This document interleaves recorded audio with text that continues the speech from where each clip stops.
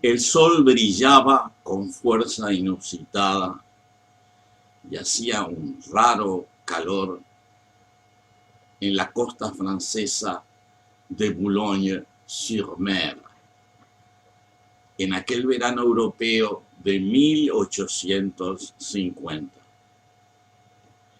El Canal de la Mancha, que aquí se ensancha hasta parecer un mar, estaba como de costumbre, poblado de veleros que hacían la travesía a Dover o a Folkestone. Había gente tomando té en los bistrós del puerto y se sentía la sirena de algún barco a vapor que estaba por zarpar. Los hombres trabajaban en los muelles, los niños corrían por las playas y las jóvenes parejas caminaban y reían por las calles de Saint-Ville. En la ciudad activa y entre los paseantes despreocupados, nadie sospechaba que en ese momento, muy cerca, en esa misma ciudad, se estaba extinguiendo la vida de un exilado del sur de las Américas, conocido con el nombre de José de San Martín. Sus recuerdos los llevaban a su niñez en Yapeyú, con Rosa, aquella india cariñosa que lo había concebido y que fuera a visitar por última vez en Arroyo de la China hacía 25 años. También se agolpaba en sus últimos recuerdos la imagen de aquella hermosa mujer entrerriana y su pequeña hija Úrsula, de quien tampoco tuvo noticias desde entonces. Rememoraba las guerras europeas de su juventud temprana, su regreso al Río de la Plata, las batallas de la independencia, su gestión de gobierno en Mendoza, el cruce de los Andes y la liberación de Chile y Perú. Finalmente, sus recuerdos se apagaron definitivamente en la tarde del 17 de agosto de 1850. A la edad de 72 años, en la costa normanda francesa, falleció José de San Martín, uno de los constructores formidables de la independencia de las naciones del sur. La noticia de su muerte llegó algunos meses después a la lejana Buenos Aires. En la ciudad austral hubo pocas expresiones públicas de congoja. El gobernador de la provincia, Juan Manuel de Rosas, a quien San Martín le había ofrecido su espada por su actitud valiente de enfrentamiento a los imperios europeos, ni siquiera proclamó luto oficial. Pasarían algunos años antes que la figura de San Martín fuera reivindicada por la sociedad argentina. Pero el general San Martín, replanteado por la historia oficial, resultó bastante diferente del que sufrió y vivió las guerras y penurias de la lucha de liberación de los pueblos sudamericanos. La historia empezó mucho antes. Rosa Guaurú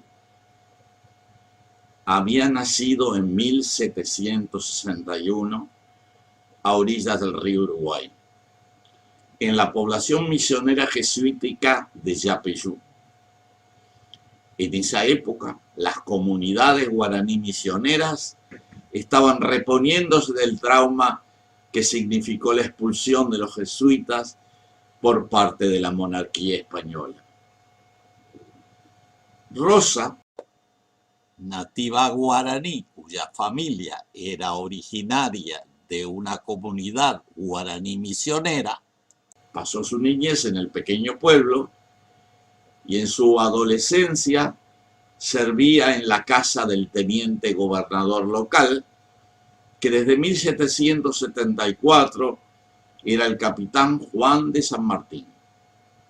Poco después de cumplir 17 años, conoció a un joven oficial español que había tenido una estadía breve en el lugar, de quien quedó embarazada. El oficial español era Diego de Alvear. En el verano de 1778, Rosa tuvo un niño que fue llamado José Francisco. De Alvear no reconoció a su hijo, seguramente porque menospreciaba a los guaraníes, y no era muy apropiado reconocer un hijo de vientre inferior, como decían ellos. El niño quedó al cuidado de don Juan de San Martín, quien se habría comprometido a criarlo y sostener su educación. Cuando Juan de San Martín se retiró de Yapeyú, se llevó al pequeño José Francisco como su quinto hijo. Al principio recaló en Buenos Aires y 2 años después se iría a España con toda su familia, incluyendo al vástago más joven, el pequeño José Francisco. Diego de Alvear, responsable de la paternidad del pequeño José Francisco, permaneció en la región virreinal hasta 1804, cuando viajó de regreso a España rumbo al puerto de Cádiz, junto con su familia, compuesta por la esposa y 9 hijos. En el periodo que estuvo en Sudamérica, había acumulado importantes riquezas que luego intentó llevar consigo al volver a la península ibérica. Antes de llegar al destino, la flotilla de 4 fragatas en que viajaba Diego de Alvear fue interceptada por una flota británica cerca del Algarve portugués. De Alvear se encontraba en la fragata Mercedes junto con su familia y sus bienes personales. Debido a su conocimiento del idioma inglés, se requirieron sus servicios de intérprete y debió trasladarse al buque insignia de la flota interceptora, acompañado de su hijo Carlos María. En ese momento, uno de los barcos ingleses efectuó un disparo de intimidación que hizo explotar la Santa Bárbara de la fragata y la embarcación se hundió. La familia pereció en la explosión y posterior naufragio y se perdieron todos los objetos transportados. Diego de Alvear fue hecho prisionero y permaneció detenido en Inglaterra con ciertos privilegios que le permitieron ser liberados en corto tiempo. Su hijo primogénito, Carlos María de Alvear, al final volvió a Buenos Aires, donde desempeñó un papel nada honroso en la revolución de las Provincias Unidas en el sur de América.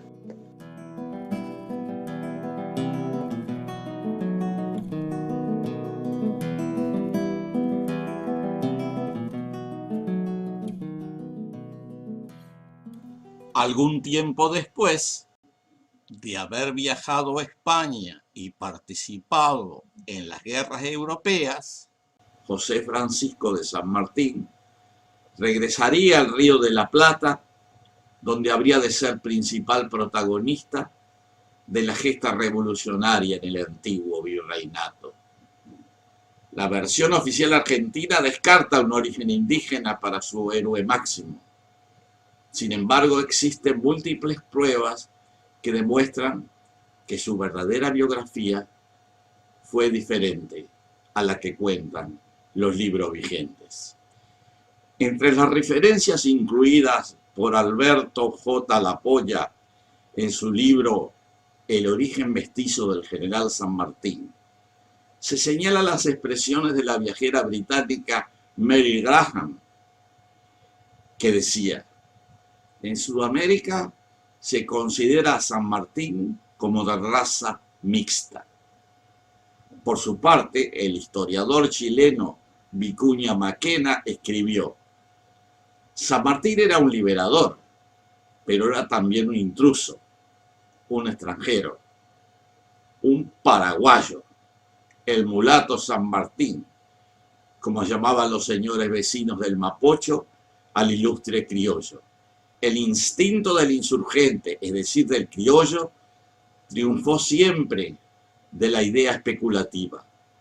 Había servido a la independencia americana porque la sentía circular en su sangre de mestizo. La trayectoria de José de San Martín es conocida. Organizó el ejército de las Provincias Unidas del Sur y al frente de sus tropas derrotó a las fuerzas realistas en Chile y Perú. En las principales instancias de su vida de combatiente revolucionario no ocultó la identidad mestiza. Pastor Obligado escribió lo siguiente: era un eco que corría como moneda corriente y fue entre cierta gente creencia vulgarizada que don José de San Martín, no obstante el de y el don de su padre, procedía de un muy modesto linaje, al menos por la línea materna, bastante bronceado, de rostro anguloso. Indio misionero le llamaron los godos y Tape de Yapeyú, el mariscal de las 20 batallas. Lo dijo Miguel Breyer, que él mismo destituyó la mañana de Maipú. En Perú se recopilan algunas expresiones ilustrativas. El cholo de Misiones, como así lo llamaban al libertador del sur los españoles.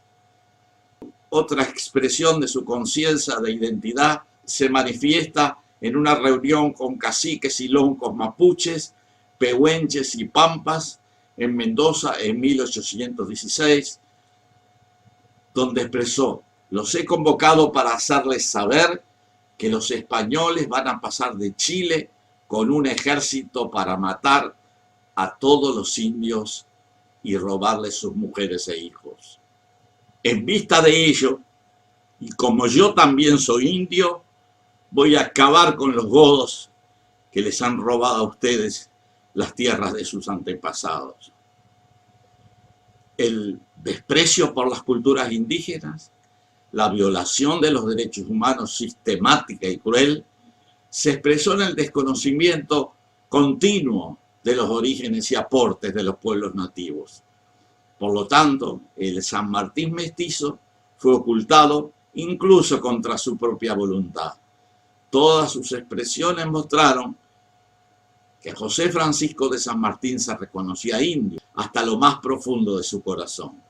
Úrsula San Martín, su hija correntina reconocida legalmente por el general, nació alrededor del año 1820, se casó aproximadamente en 1840 con Eusebio Francia, iniciando una línea familiar que llega hasta nuestros días. Uno de los hijos de Úrsula fue Julio Francia San Martín, que nació el 16 de julio de 1848 en Concordia, que es una ciudad de Entre Ríos que había sido fundada en 1831, y se casó con Sandalia Palacios por el año 1870. Julio Francia y Sandalia Palacio tuvieron 10 descendientes, uno de los cuales fue Ángela Epifania, quien a su vez tuvo varios hijos, uno de los cuales fue Oscar Francia, que nació en 1922 en Salto Oriental, recientemente fallecido en Montevideo. Su hija, María Esther, tataranieta de Úrsula y chosna de José de San Martín, es una artista plástica que en la actualidad vive en el Cerro de Montevideo.